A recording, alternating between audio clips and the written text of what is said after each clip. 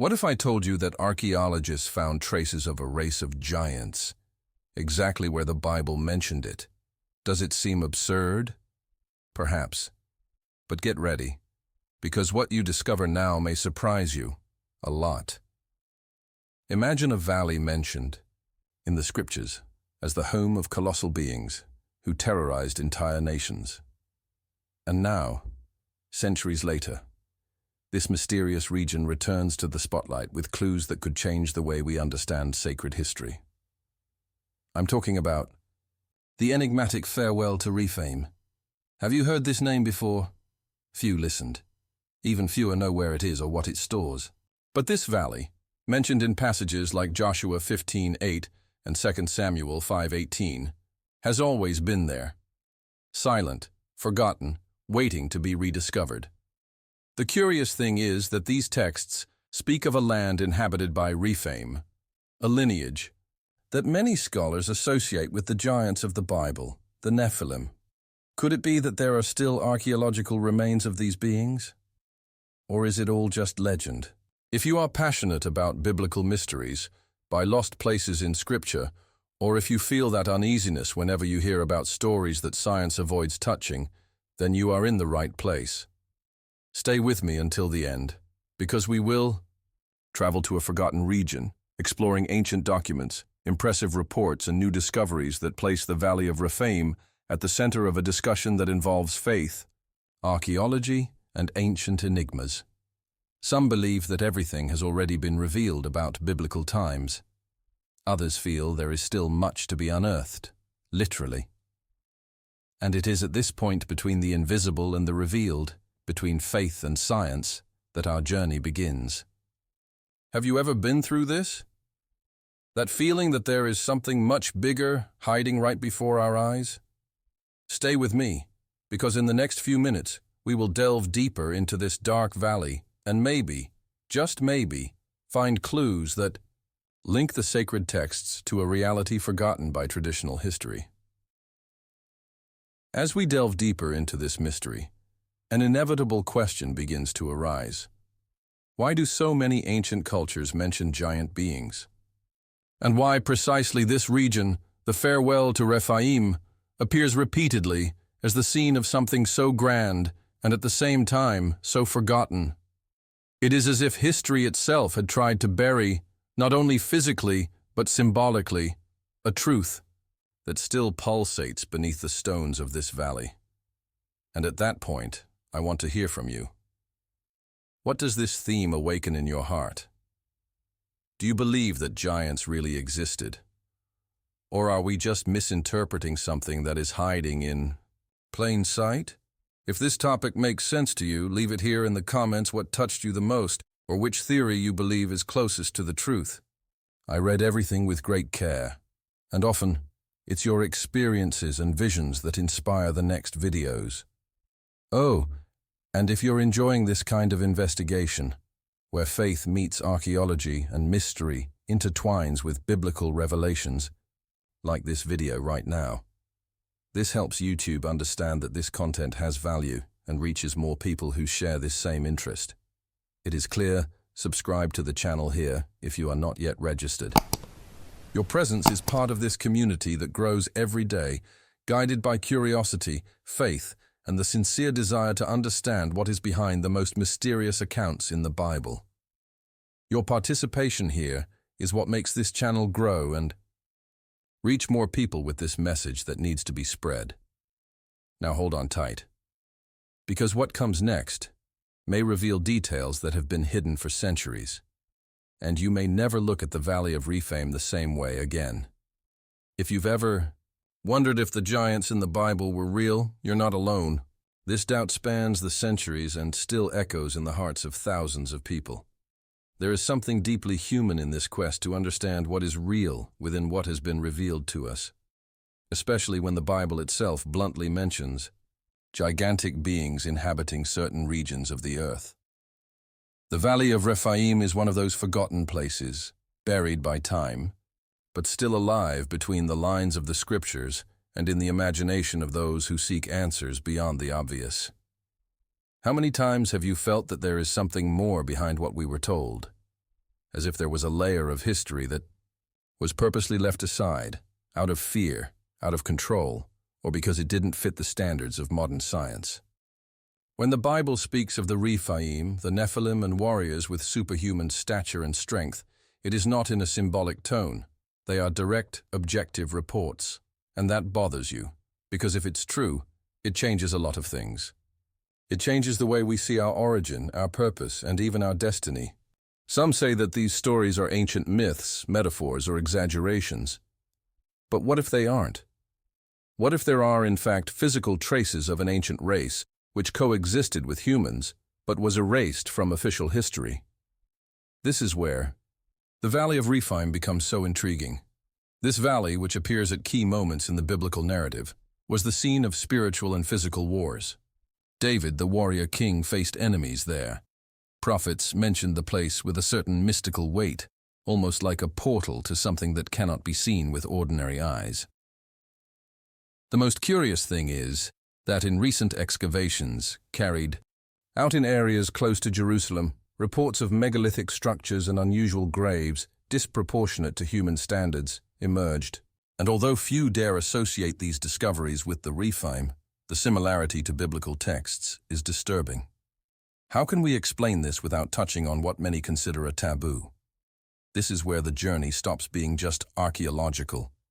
It becomes spiritual, almost existential, because deep down, what many are looking for is not just a giant skeleton or a buried city. They are searching for a missing link to the truth, something that reinforces what they feel inside, but that the world tries to silence, that the Bible holds real, concrete mysteries, and that part of the divine plan is hidden in the shadows of history. There is a silent force behind certain historical erasures, an almost systematic attempt to erase any trace that the supernatural ever walked among us. What if the giants mentioned in Genesis, Deuteronomy, and other sacred books are not legends, but fragments of a reality that humanity has decided to forget? This would call into question the entire timeline we have learned about. After all, how can we reconcile the existence of beings with enormous size and strength within the traditional evolutionary narrative? These contradictions force us to re-evaluate everything, from science to spirituality, from faith to reason. And more than that, they invite us to delve behind the scenes of history, where what is considered myth may be precisely what is missing to put together the complete puzzle of humanity. When we connect with these issues, something moves within us. It's as if an ancestral memory awakened, an ancient call which crosses generations, inviting us to look up at the scriptures, but also at the ground, at the dust of the earth where perhaps clues of the supernatural are still buried. Clues that weren't erased, just covered up. And every discovery, every piece of evidence, every piece of carefully disturbed soil can bring us closer to a hidden truth that for centuries was considered too dangerous to reveal. Now I want to go even deeper into this subject, because as we explore what the Valley of Rephaim represented, and may still represent, unexpected connections begin to emerge with other biblical passages, prophetic revelations, and even discoveries that modern science is just beginning to understand. Comment there. I'm on this journey too. Now I want to go even deeper into this subject, because understanding what the farewell to Rephaim, it's like pulling at the thread of an ancient veil, covering something too big to ignore.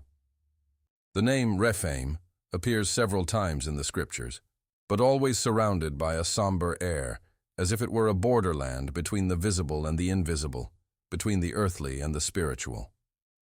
A place where the common does not live, where the sacred and the profane seem to have fought battles forgotten by time. In the Bible, this valley is mentioned in Joshua 15:8, when describing the boundaries of Judah. And this boundary goes up through the valley of the son of Hinnom to the south side of the Jebusites, which is Jerusalem, and it goes up to the top of the mountain that is over against the valley of Hinnom, which is at the end of the valley of the Rephaim toward the north. And in 2 Samuel 5:18, we read that the Philistines came and scattered throughout the Valley of Rephaim. But why would the Philistines, a people known for their alliances with pagan entities and their military strength, choose this place? What is the reason for establishing camp precisely in a place linked to the memory of the giants? We are not talking about a mere geographic region. The Valley of Rephaim carries deep symbolism. The word Rephaim has roots that can be associated with spirits of the dead or ancient shadows. This already changes our entire perception. What if the Rephaim were not only beings of great physical stature, but also representations of a hybrid lineage, an echo of something that should never have existed? This possibility, as uncomfortable as it may seem, resonates with passages such as Genesis 6, where the sons of God are mentioned who joined the daughters of men, generating powerful and abnormal offspring. The Valley of Rephaim may have been more than a battlefield. Perhaps it was a spiritual portal, an intersection between dimensions that touched each other at specific moments in history. This would explain why so many kings, prophets, and warriors passed through him at decisive moments. There, where the echoes of the giants still seemed to reverberate, decisions were made, kingdoms were born and died, and something invisible seemed to test the limits of human faith. But there is more. Recent archaeological discoveries show that certain areas close to the valley contain cyclopean structures, that is, constructions with stones so gigantic that they defy logic at the time. Who would have erected these structures? Why does modern science avoid making bolder associations, even when ancient texts themselves leave explicit clues? We are talking about a region that carries within itself a hidden truth, and perhaps even dangerous for conventional thinking. A truth that, if revealed in its entirety, could provoke a deep transformation in our mentality about the origin of humanity, about the behind the scenes of sacred history, and even about the spiritual future of the earth. The existence of these giants is not just a question of biology or mythology. It is a question that touches the depths of faith, identity, and the mission of human beings in the divine plan. Because if they existed, if they walked these lands, that means there's so much more at stake in the biblical narrative than just morality or spirituality. It means that there was an ancient war for physical and spiritual territories, a fight between lineages, between inheritances. And the Valley of Rephaim was one of the arenas of this battle. This is the kind of revelation that has no place in history classes or traditional sermons. It lives between the lines of Scripture, in ancient forgotten maps, in almost erased accounts of oral tradition. It also lives in questions that bother, but that refuse to die. Who were the Rephaim really? Why were they there? And why does the Bible insist on reminding us of this? The impact of this discovery goes beyond archaeological knowledge. It hits something that has been stored in the soul of those who have been searching for answers for years. There is a kind of dormant spiritual memory which begins to awaken when we look at these places with fresh eyes, not as one seeking ruin, but as one seeking a sign that the Word is alive, literal and full of codes that have not yet been deciphered. As this journey progresses, other connections begin to emerge. The Valley of Rephaim, due to its location, its stories, its symbols, connects to other mysteries, places mentioned by prophets, paths taken by kings, angelic appearances recorded in sacred accounts. And when these pieces begin to fall into place, what emerges is more than a simple storyline. It's a complex spiritual plot, which still pulses beneath the surface. It's impossible to look at all of this and not feel like there's something crying out to be understood, as if a forgotten part of the divine narrative is finally emerging, calling us to a new understanding, deeper, braver, and more revealing. And if all this is true, what else could be hidden? Write it in the comments. That makes sense to me. Now I want to go even deeper into this subject. Because when we look at what is happening today, no longer in the ancient pages of the Bible, but in the living lands of Israel, we realize that the clues left millennia ago are beginning to line up in an unsettling way. Recent excavations conducted by archaeologists in areas close to Jerusalem have brought to light colossal structures that do not fit into conventional architectural standards of the time. Giant stones, fitted with precision almost impossible for known tools of the period, were found in alignments that suggest ceremonial, military functions, or something beyond. The most intriguing thing is that many of these constructions are concentrated exactly where the Bible points to the ancient territory of the Rephaim. It's not just a geographic coincidence. It's as if the layers of time are slowly unearthing hidden truths, as if the stones started to talk. Some of these discoveries were even published in scientific journals and mentioned by international news channels, but treated with caution, as if something there could not yet be completely revealed. An institutional silence that, for many, speaks louder than any headline. And when we connect the dots, the narrative begins to take on the shape of something bigger. An Israeli archaeologist, in a recent interview, mentioned that certain areas cannot yet be excavated due to political and religious reasons. This apparently simple statement reveals something profound. There are places, information, and traces that are on the margins of public debate, not for lack of interest, but for convenience. When the truth threatens to alter the dominant structure of thought, it is often pushed behind the scenes. This is where our mindset needs to open up to see the whole picture, even if it takes us out of our comfort zone. This new wave of excavations is accompanied by advanced technologies, drones, ground-penetrating radar, 3D modeling. And what these features are starting to show is that there are underground corridors, hidden chambers and ruins that have previously been off the radar. All of this in or around the area identified as the Valley of Rephaim. What would have been buried there? And more importantly, why was it kept hidden for so long? The impact of these revelations goes beyond archaeological curiosity.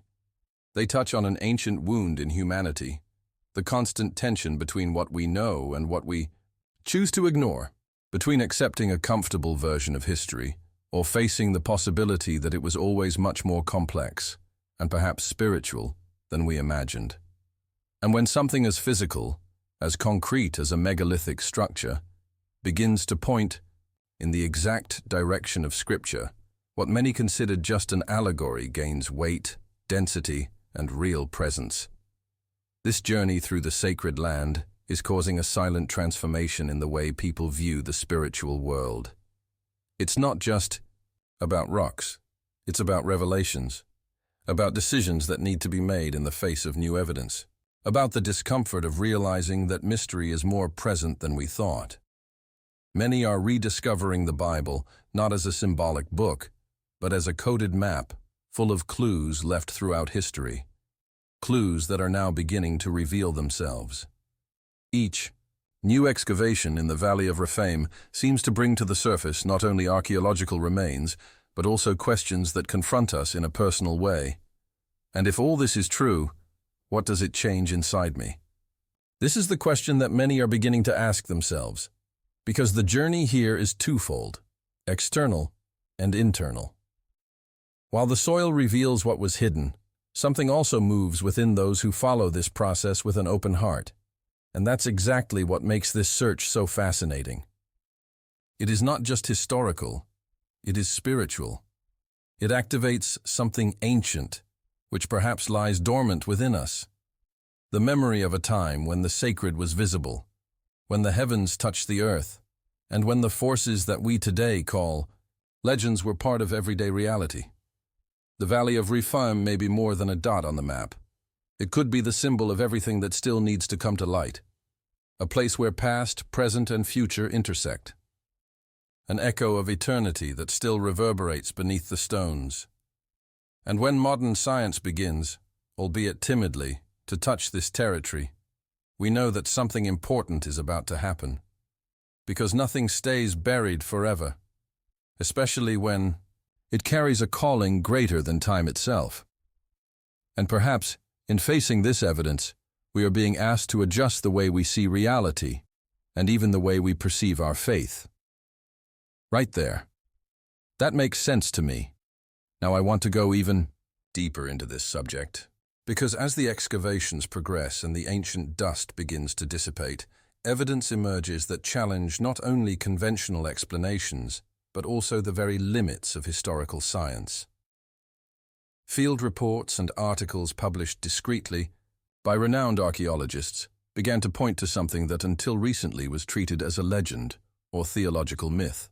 Bones of unusual proportions, artifacts forged in scales incompatible with the standard human body, and tools that would require greater than human brute force to be manipulated have been classified as anomalous, a term that, within academic language, already suggests discomfort and doubt.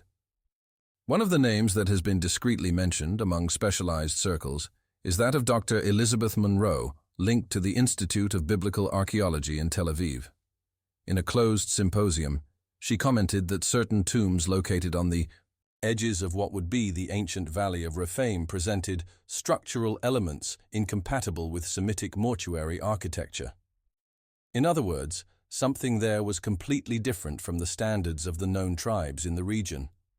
Another relevant name, Professor Jacques Dufresne from the University of Strasbourg, even stated in an article not widely publicized that the bone records found there suggest an unknown phenotypic lineage with dimensions extrapolated from the historical and contemporary human average. This information is not on newspaper covers or trending topics.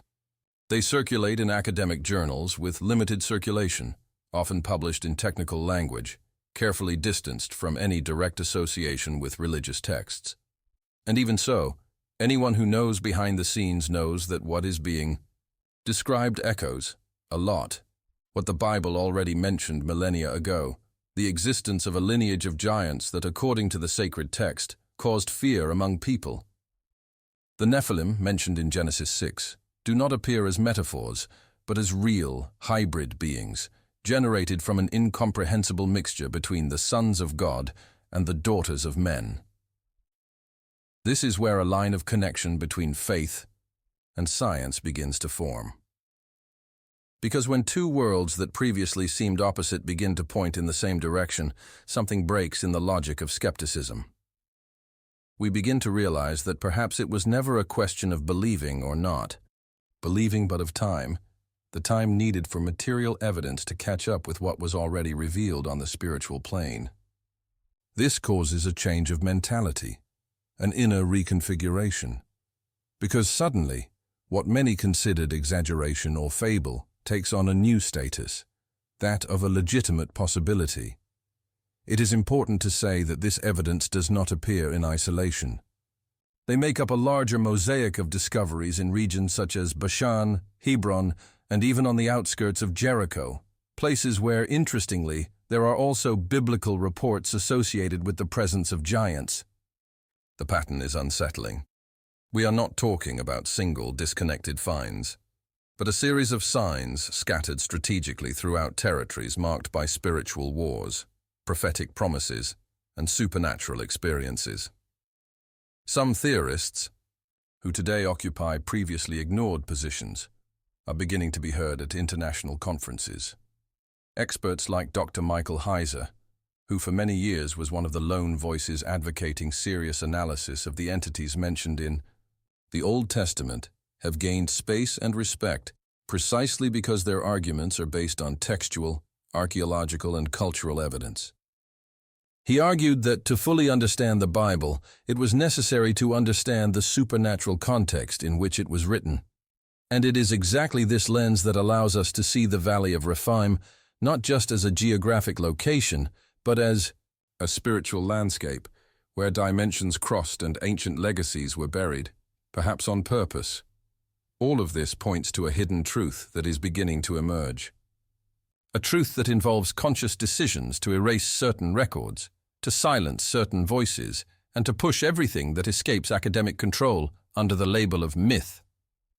But this strategy has an expiration date, because reality, sooner or later, finds a way to surface. And when that happens, those who were paying attention to the signs recognize the impact and know they are participating in something bigger than themselves. Each bone classified as disproportionate, each artifact that does not fit into any known culture, each inscription with symbols that have not yet been deciphered. All of this forms a new narrative. A narrative that demands of us not only curiosity, but courage. Courage to face the possibility that the world we were taught to see is just a part of the whole.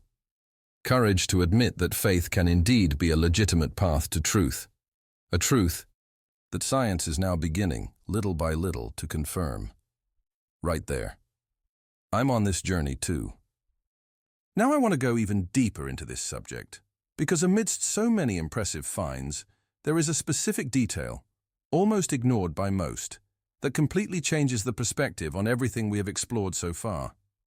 It is not just an ancient stone, nor an imposing structure.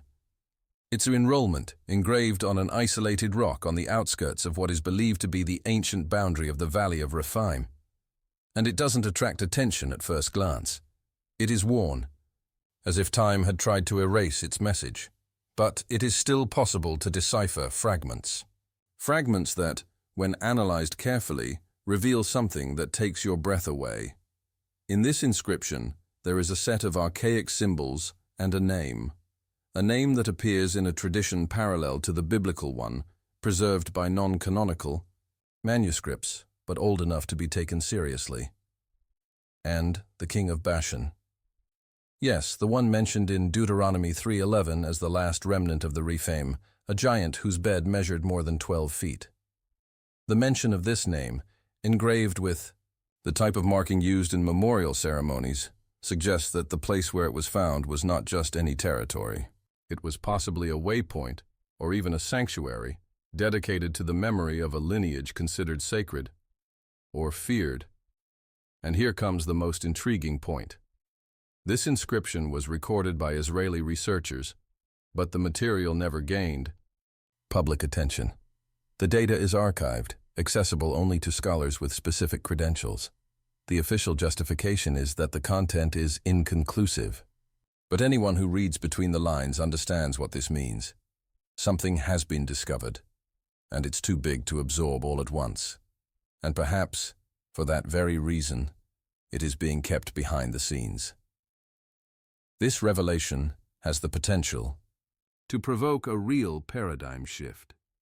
Because if this inscription is truly authentic, and everything indicates that it is, we are talking about a direct link between the biblical accounts and material evidence located exactly where the sacred texts said it would be. Coincidence? Or concrete proof that there is hidden truths being preserved by carefully maintained layers of silence? The inscription even presents something even more symbolic. Next to the name, there is a mark, a kind of rudimentary seal, that is very reminiscent of an ancient Sumerian symbol linked to the protection of the Great Ones. This seemingly out-of-place connection is anything but random. Several scholars point out that the Rephaim may have pre-diluvial origins, linked to older civilizations than previously imagined. If this is true, then the presence of this symbol may indicate a deep cultural and spiritual mix, a fusion of lineages and knowledge that the Bible mentions briefly, but that other ancient texts detail more freely. This type of finding forces us to expand our minds, re-evaluating the limits of what we consider history and what we classify as myth. It is at this point that the archaeological journey transforms into something greater, a journey to reconstruct erased narratives, a search for a collective spiritual identity that, at some point, was interrupted by forces that preferred to selectively rewrite the past. Because recognizing that there was a lineage of real giants implies accepting a series of subsequent truths that are uncomfortable, a lot. We are talking about a silent transformation in the way we interpret ancient texts, a reinterpretation that does not deny faith but strengthens it, which does not exclude science but pushes it to a braver level. And it requires us to make a decision, to continue ignoring the connections that emerge before our eyes, or to allow ourselves to dive once and for all into this journey through revelations that have always been here, just waiting for those who had the courage to look deeper. The inscription in the Valley of Rephaim is more than a clue. She is a symbolic landmark, a reminder that there is much more buried in time than we imagine, and that, little by little, these pieces are falling into place. Therefore, Each discovery that challenges common sense is an invitation to change mentality, a chance to free our perception from the bonds of the official version and embrace the impact of a truth that, although ancient, still pulses. Comment there. That makes sense to me. Now I want to go even deeper into this subject, because when we start to connect these discoveries with what is happening today, something inside us awakens. The question is no longer just archaeological or historical. It becomes spiritual, urgent, almost personal. What does this all mean for us now and more? Are we about to witness in our time the confirmation of one of the greatest stories in the Bible? Not as a theory, but as a fact. The simple possibility that the giants described in the scriptures really existed, and that their tracks are being revealed at the exact moment when the world is going through a series of existential moral and spiritual crises, cannot be ignored. There is a convergence happening. And this convergence is not just between science and faith. It is between what was said millennia ago and what is becoming tangible now, between what was prophesied and what is being excavated. When we look at prophetic passages such as Matthew 24 or Revelation 6, we realize that the signs of the end times would not just be wars, famines, and earthquakes. They would also be revelations, the unveiling of hidden truths that would come to light for those who had eyes to see. And if this revelation begins with places like the Valley of Rephaim, what else is about to emerge? What else was buried, sealed, hidden, not by chance but by spiritual strategy? The Bible tells us that nothing would remain hidden forever, that what is behind the scenes will be revealed, and that's exactly what makes this moment so significant. We're not just talking about stones being turned over or inscriptions being translated. We are talking about a cycle that closes from a generation that may have the privilege and responsibility of reopening chapters of history that had been sealed for centuries. And the impact of this goes beyond curiosity. It goes beyond the search for proof. The impact is internal because it requires a transformation in the way we perceive the time in which we live. It forces us to rethink decisions, review values, and above all, evaluate where our faith lies. Because if what was written is, in fact, being fulfilled before our eyes, even if in fragments, even if in silence, then we need to look at this journey with a different perspective, more seriously, in more depth. It is no coincidence that these discoveries are coming to light now. It is no coincidence that old theories, previously discarded, are returning to the experts' table with force.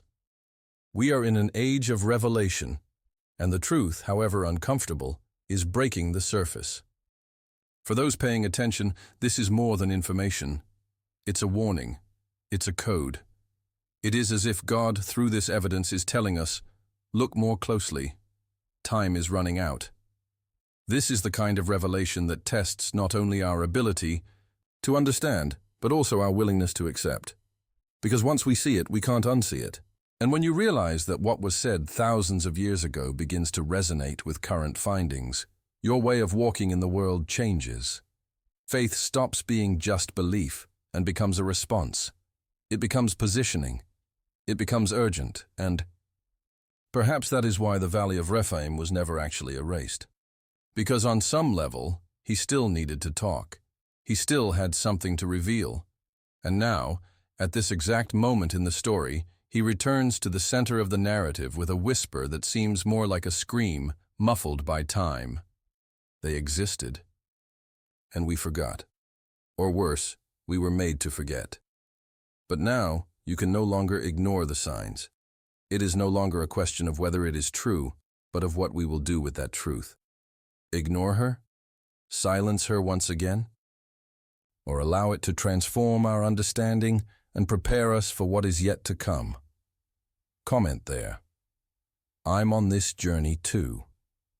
Now, I want to go even deeper into this subject, because there is something powerful in the simple act of reflecting on what has been revealed so far.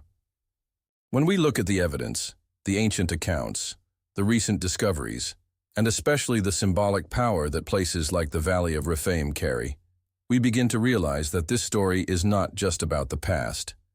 It confronts us in the present. And this leads us to an inevitable question, which you may also be asking on the other side. Did the giants in the Bible really exist?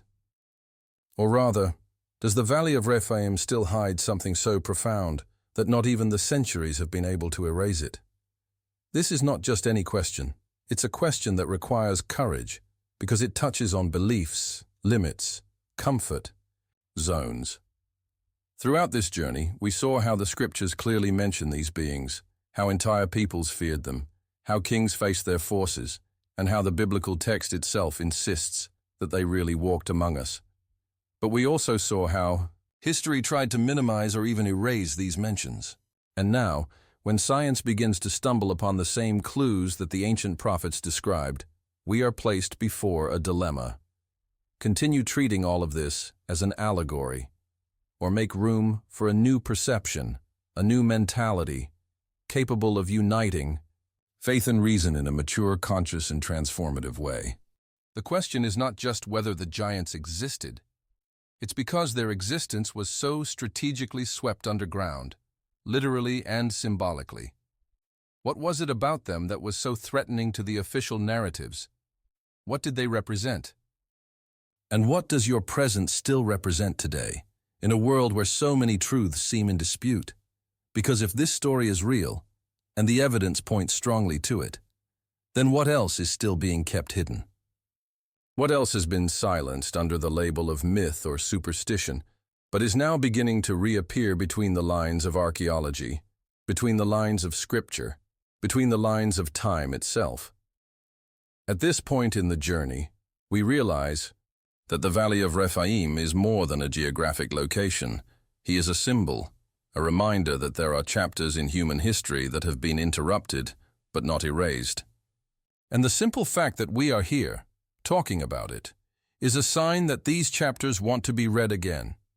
They want to be understood in the light of truth. And the truth, even if it scares, even if it bothers, has the power to free, to heal, to reposition us. Therefore, this conversation goes beyond the content of a video. It enters the sphere of inner decisions, the type of mindset we choose to cultivate, the kind of journey we are willing to live. There are people who will pass by this story as if it were just another theory, and there are those who will feel the weight and depth of something that pulses behind the words, something that calls, that invites, that instigates, something that says, "You are closer to the truth than you think." And at this point, I want to open this space for you too. Because every look, every interpretation, every response to this provocation matters. You may have felt that there was something strange about certain texts. You may have grown up hearing these stories as fables, but never settled for the shallow explanation. Or maybe this is all new to you, but it's sparking a fire inside. Whatever the case, this exchange is what sustains this journey. So tell me, do you believe that giants really existed? That the Valley of Rephaim holds more than archaeology is prepared to admit? That there is something about this place and this story that still needs to come to light? Comment below, I believe or I doubt. If you've made it this far, it's because something in this content really touched you. Maybe it confirmed something you already felt deep down, or maybe it opened up a new perspective that you're still processing. One way or another, that connection is what makes this all so special. And if this type of journey makes sense to you, if delving into biblical mysteries, forgotten places, and hidden revelations inspires you to continue searching for answers, then subscribe to the channel here. Because that's exactly what we build together here. Space to think, reflect, and rediscover what seemed lost in time. Enjoy and leave the sentence in the comments, "I'm with you until the end." That way I will know that you stayed until the last minute, and it will be great to see you there. And of course, if this video brought you value, insight, or just made you feel like you're not alone in this quest, leave a like. This helps this content reach more people who, like you, are on this journey. And now there's a video here that complements this topic and will take you even deeper on this trail of discoveries. Click and stay with me there.